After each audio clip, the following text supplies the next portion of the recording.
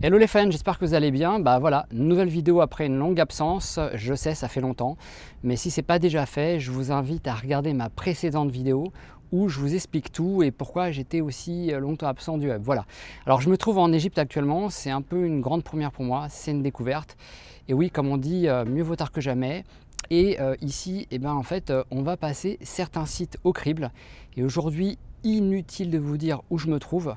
L'image en arrière-plan parle d'elle-même. Donc je suis sur le plateau de Gizeh. Je suis désolé, il y a des mouches qui viennent m'embêter. Comme d'habitude, de toute façon, on va faire avec les insectes. Donc voilà, donc je suis ici pour aborder certains points qui m'apparaissent être un peu en dissonance avec ce qu'on dit des pyramides. Et bien en fait, on va faire le point dans cette vidéo et on va gratter un petit peu la pierre.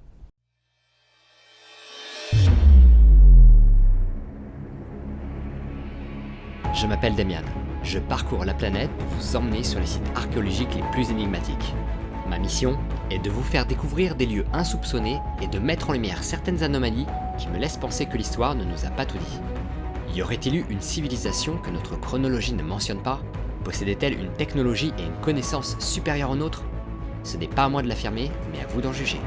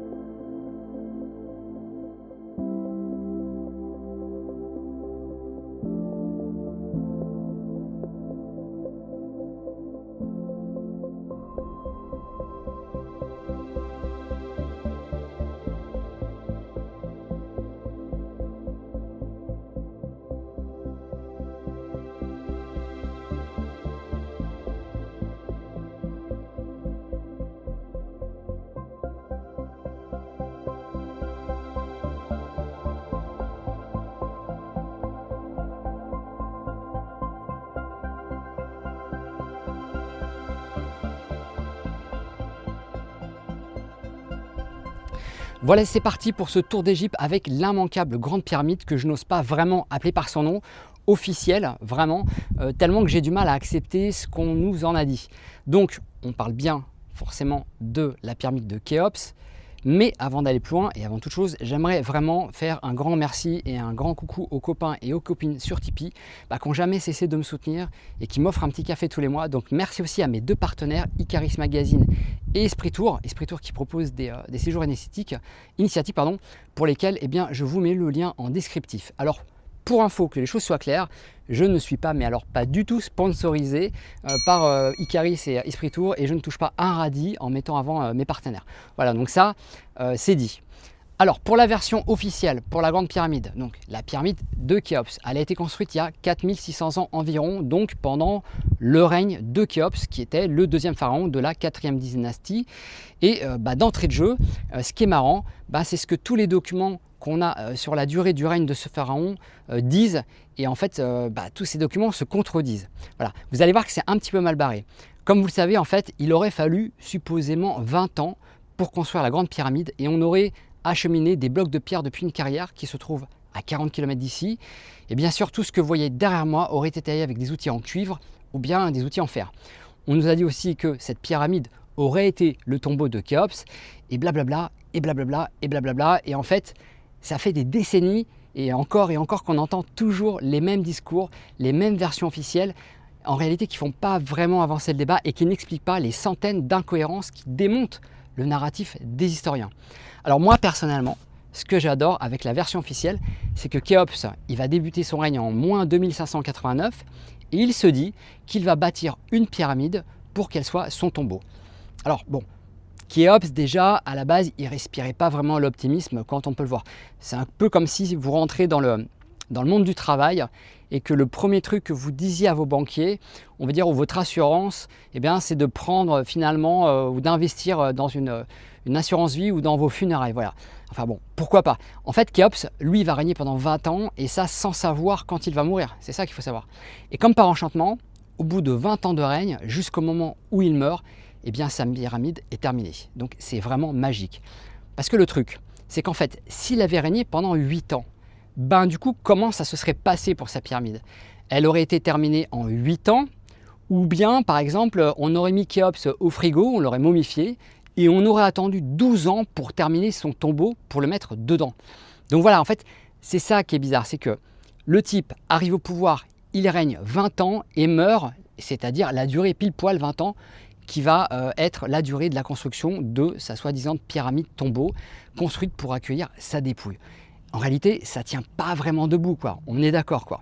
Donc, sur la datation de la Grande Pyramide, l'estimation, c'est du 2600 avant Jésus-Christ pour que ça colle à Khéops.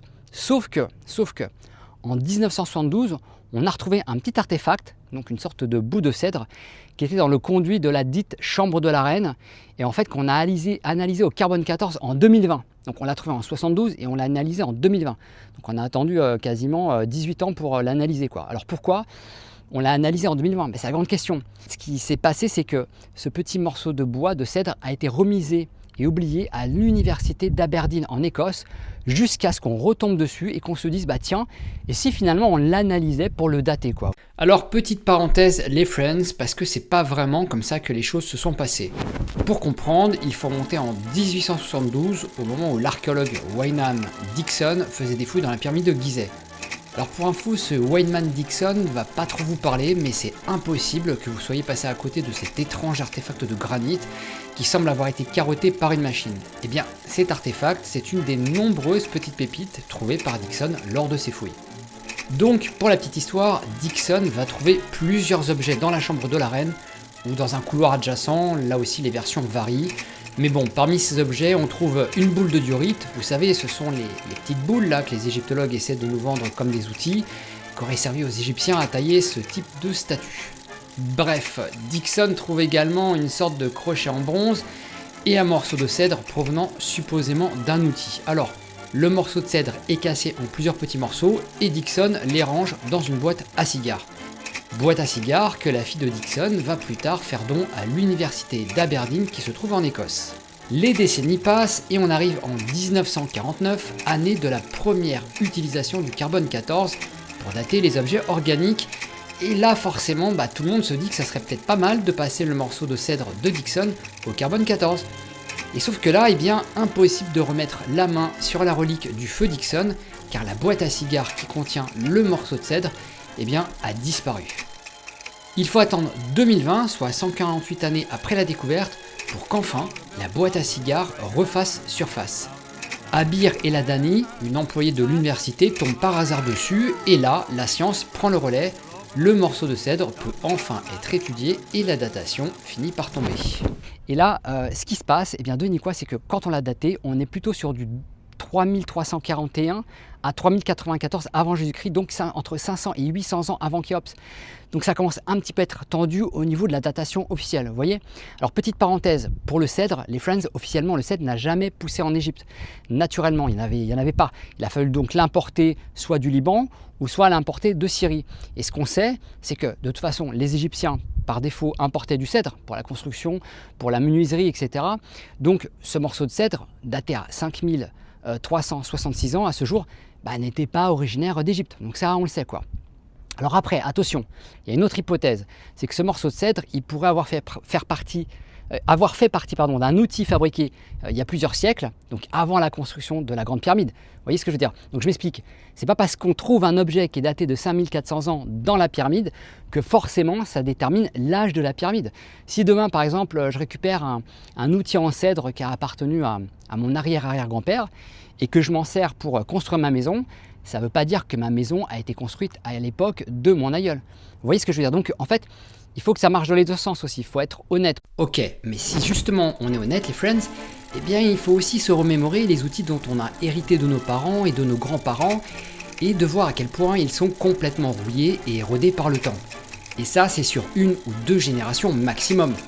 Donc, on va pas se mentir, si on avait du gros œuvre à faire, on utiliserait des outils récents et pas des outils vieux de 500 ans. Voilà pourquoi, selon moi, ce morceau de bois me semble difficilement issu d'un outil 500 ans plus vieux que la construction officielle de la Grande Pyramide. Par contre, avant cette analyse, donc celle dont je vous ai parlé, qui a donné cette datation, il y avait déjà eu une autre analyse qui avait été réalisée sur plusieurs centaines d'échantillons qui, eux, ont été retrouvés dans la Grande Pyramide en 95. Et ces échantillons, on les a analysés au carbone 14.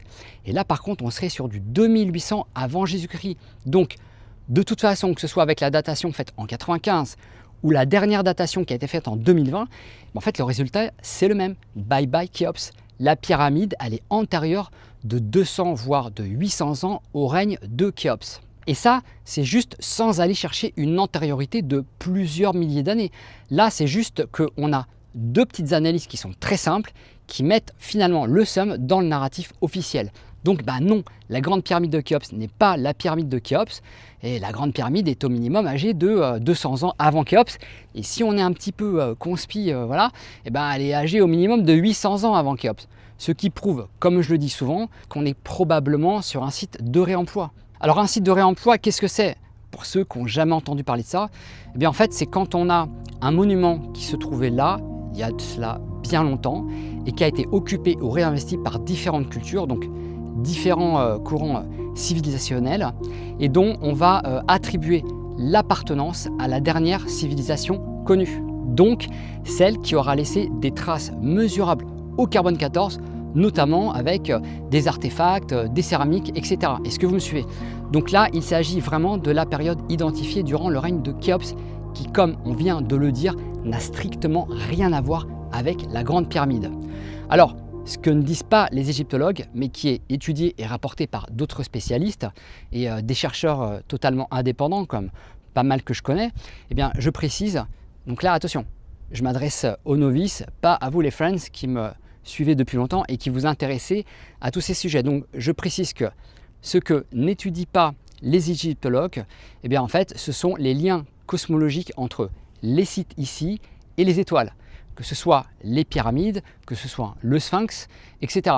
Par exemple, pour le Sphinx, lui, il est aligné parfaitement en direction de l'Est et fait totalement face au Soleil, le jour de l'équinoxe du printemps, et donc le 21 mars. Vous voyez, ça, les égyptologues, ils n'en parlent jamais. C'est jamais évoqué. En plus, si on vient en arrière dans le temps, c'est-à-dire environ 10 500 ans avant Jésus-Christ, on apprend quoi? On apprend que la constellation du Lion s'est levée en même temps que le soleil s'est couché le jour de l'équinoxe de printemps. Et coïncidence, ça s'est produit en plein air du Lion. Donc en plus, quand on regarde bien le Sphinx, c'est ni plus ni moins finalement qu'une sorte de chimère qui est moitié humaine et moitié lion. Alors je ne vais pas m'éterniser sur le Sphinx parce qu'en fait il y a beaucoup à dire et ça va faire l'objet d'une autre vidéo, mais c'est exactement comme les 3 pyramides qui sont alignées elles sur la ceinture d'Orion et comme le fait que la position du Nil faisait complètement miroir à la Voie lactée telle qu'elle était placée à la même époque là au-dessus de nos têtes, il y a environ 12 000 ans. Donc voilà, on a des liens entre ce plateau de Gizeh et les sites qu'on y trouve et le cosmos. Et ça, je trouve que c'est passionnant, ça pose toujours autant de questions et c'est dommage en fait que ce soit très peu évoqué officiellement ou alors qu'il faille que ce soit des ingénieurs ou des mathématiciens qui se penchent dessus et qui nous le partagent.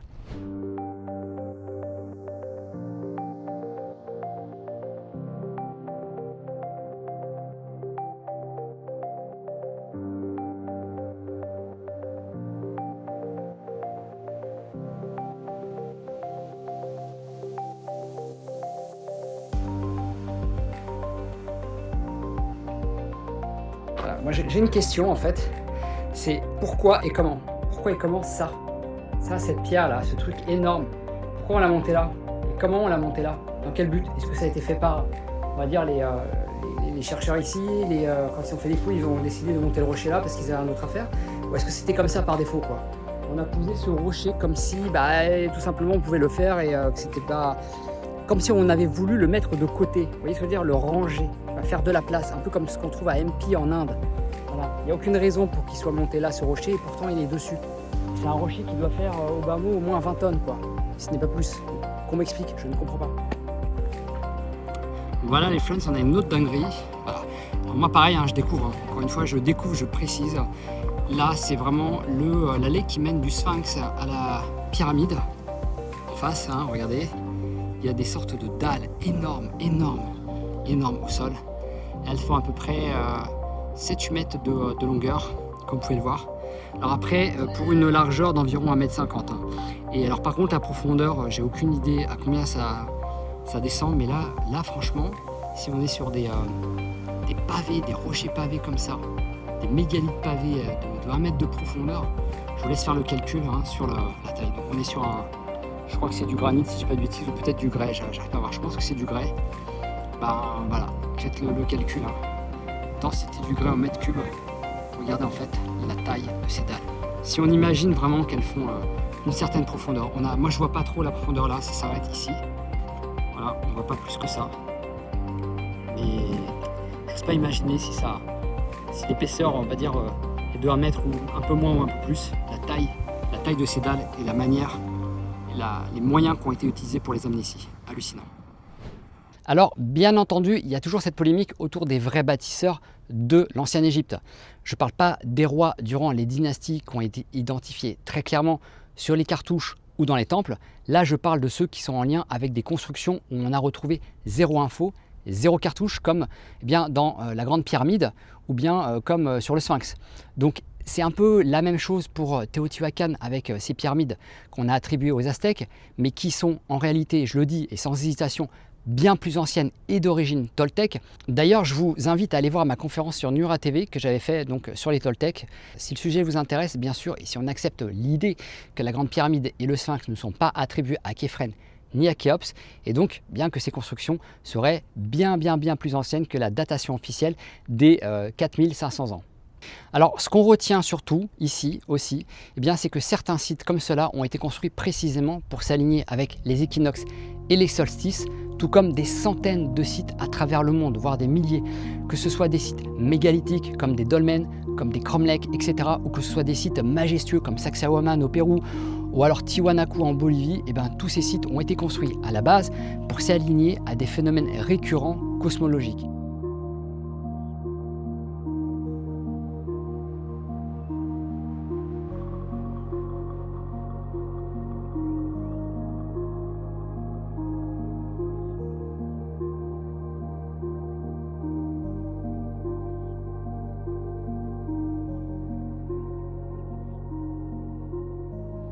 Alors là aussi, on va retrouver dans certains temples en Égypte, comme dans la Grande Pyramide, des détails à vous retourner le cerveau, que ce soit dans la taille de la pierre, que ce soit dans la précision des alignements des blocs, ou alors dans les techniques non identifiées clairement, mais imaginées par les égyptologues. Là, on parle de techniques qui ont servi à déplacer et à ériger des blocs de pierre de plusieurs dizaines de tonnes. On parle de techniques qui ont permis de construire des murs dits cyclopéens ou antisismiques, avec parfois une précision mais qui est chirurgicale. Bref, vous qui me suivez, vous n'êtes pas là pour rien, vous ne regardez pas cette vidéo pour rien. Depuis toutes ces années où vous me suivez, on sait de quoi il est question. On parle de techniques de construction qui sont similaires à toutes celles des plus anciennes civilisations de notre histoire et qui officiellement ne seraient pas ou jamais entrées en contact, pour certaines, les unes avec les autres. Là, ce qu'on voit, c'est qu'en surface, le granit, il est pété en couches, un peu comme du grès. Et normalement, le granit, ça fait pas ça. Donc ça, c'est vraiment quand on a un granit qui a été élevé à haute température et refroidi vraiment instantanément. C'est ce qui produit, on va dire, ces couches en surface. Donc c'est vraiment pas normal pour du granit, en plus du granit rose d'Aswan. Donc là, pour moi, ça, c'est vraiment l'hallucination totale, quoi. Ah, vous voyez, je sais pas si on voit bien là. J'ai fait un zoom, c'est vraiment hallucinant. J'espère qu'on voit bien sur la vidéo. Là, on est sur des blocs hallucinants. Ça me rappelle exactement les blocs qu'on voit à Ollantaytambo au Pérou.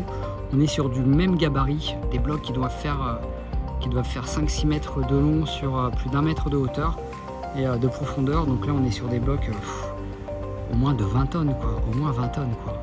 Si c'est pas plus, c'est hallucinant. Enfin, c'est jamais vu ça, quoi.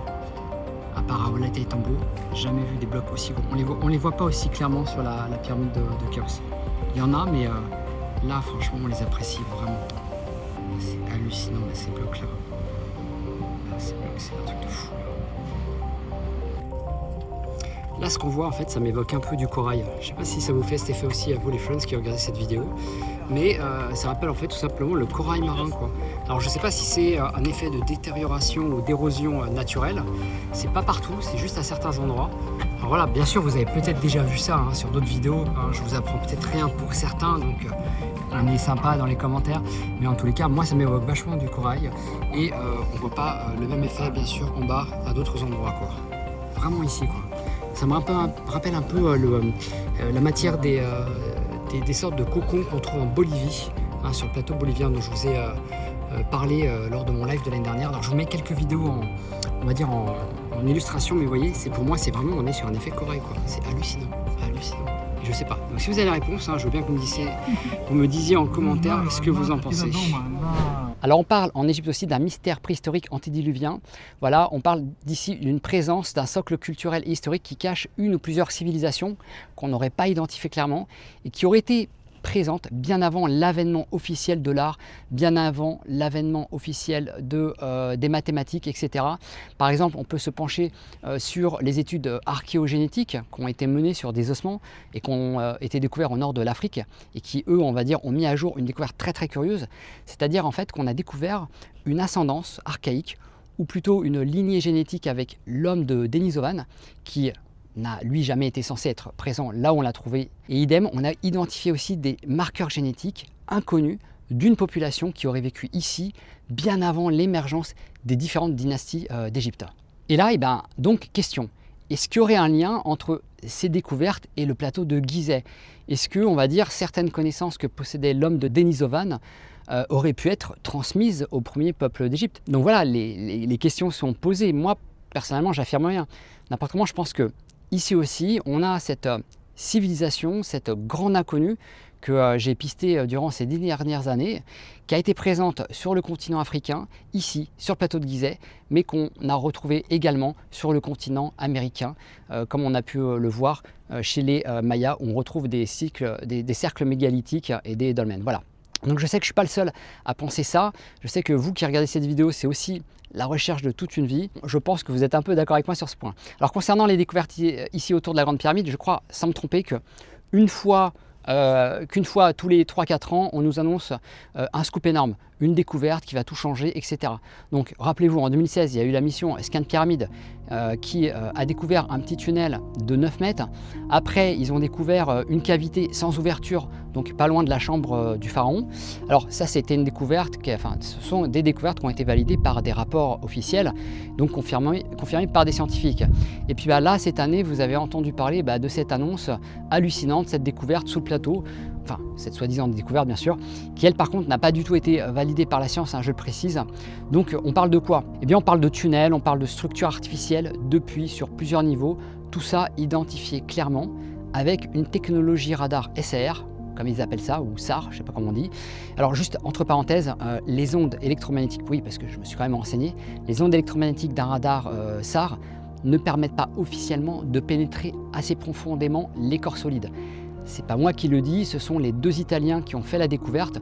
Donc en fait, ça pose question. Moi personnellement, je me pose la question, quand même sur ces visuels, vous savez, qu'on nous a montré, que ces découvreurs italiens nous ont présenté sur Internet, si le SAR ne peut pas officiellement pénétrer des corps solides, comment on en est arrivé par exemple à des tels résultats en 3D aussi précis et nets que ceux qui nous ont été montrés un peu partout?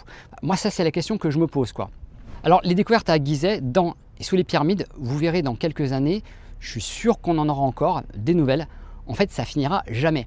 Et moi, je vous parie que dans 3 ans, on utilisera une nouvelle technologie, à ondes, je ne sais pas quoi, et on va nous dire qu'on a capté la vibration de la pyramide et que si on y colle des notes de musique, ça va nous sortir le canon de Pachelbel. Vous voyez ce que je veux dire? Bon, j'ironise un petit peu, ok, mais en gros, c'est un petit peu ça, quoi. Et le truc, c'est que y a personne qui pourra confirmer ou non que cette découverte elle est authentique. Voilà, tout ce qu'on a, c'est une découverte faite par un groupe de chercheurs et quelque part qui n'est pas validée par la science, donc on est toujours un peu dans le doute, quoi. Alors après, on se doute que la découverte d'une ville souterraine sous le plateau de Gizeh, un peu comme Derinkuyu en Turquie, on est d'accord que ça mettra en PLS les égyptologues. Mais d'ici là, je pense quand même qu'on a pas mal de matière à étudier encore beaucoup de choses ici sur ce site et sur ce plateau. Je veux dire, il suffit de se baisser pour voir qu'il y a plein de détails qui nous échappent et qui ne sont pas forcément cohérents. et si on s'en tient bien sûr aux versions officielles. Alors moi personnellement, je trouve que la pyramide en soi, c'est déjà une découverte qui n'a pas livré tous ses secrets. Et je pense qu'il y a quand même beaucoup de choses à en dire. Il y a encore beaucoup de choses à creuser. Voilà, donc autant je trouve que la pyramide, c'est un site qui s'est vu attribuer de nombreux raccourcis par les historiens et les égyptologues. On va pas se mentir. Autant je trouve que, à l'inverse, on lui a peut-être attribué un peu trop facilement des origines du style Atlante ou je ne sais quoi. Après, je dis pas que je ne crois pas en une civilisation ancienne comme les Atlantes, etc., mais qu'on attribue forcément ça à l'Atlantide ou autre chose, voilà, ça reste en débat, quoi. En fait, ce qu'on sait, c'est que, en fait, tout simplement, on sait rien. Je veux dire, à un moment, il faut être honnête, on n'a pas retrouvé de cartouches dans la pyramide qui confirment qu'elle a été bâtie sous le règne de Khéops, ça c'est clair. Pas plus qu'on a retrouvé de momies ou de corps qui confirment justement que c'était son tombeau. Voilà, tout ce qu'on sait sur la pyramide, c'est que tout a été imaginé et estimé, quoi. On est sur du 100% d'interprétation, sur un narratif 100%, on va dire justifié avec trois discours, 3 bouts de ficelle, etc. Mais en fait, tout ce narratif, il est tombé à l'eau dès que les analyses au carbone 14 dont j'ai parlé juste avant, donc des artefacts qui ont été trouvés dans la pyramide sont tombés. Dès que les analyses sont tombées, tout est tombé à l'eau. Vous voyez ce que je veux dire? Donc à l'opposé, par contre, je suis désolé, mais on n'a pas non plus trouvé d'écriture indéchiffrable, genre proto-écriture autre, qui laisserait penser que ça serait Atlante ou autre chose, quoi. Donc, ou alors peut-être qu'on en a trouvé, mais on nous l'a jamais dit, ou on nous a mis tout ça sous le tapis et que c'est resté, out of record, comme on dit. Alors attention, c'est possible, je dis pas, mais voilà, des deux côtés, tout le monde prétend savoir, mais en fait, il n'y a personne qui a aucune preuve, que ce soit les scientifiques pour nous faire avaler leur narratif officiel, ou que ce soit en face les romantiques qui pensent que ce sont des Atlantes ou des extraterrestres, etc. Vous voyez? Donc en gros, on n'a rien dans la pyramide qui confirme, on va dire, ou pas l'une de ces deux versions. Voilà les friends, on arrive à la fin de cette vidéo. Je tiens encore à remercier les copains et les copines sur Tipeee qui m'offrent un café tous les mois, malgré le fait que je suis resté longtemps silencieux, donc merci beaucoup. Merci à vous. N'hésitez pas à aller voir mes autres vidéos sur l'Égypte, si elles sont en ligne au moment où je vous parle, bien entendu. Et bien sûr, n'oubliez pas le petit pouce qui va bien. Si vous avez aimé cette vidéo, n'hésitez pas aussi à la partager sur vos pages. Et en attendant, je vous dis à très bientôt pour une autre vidéo. Ciao, ciao.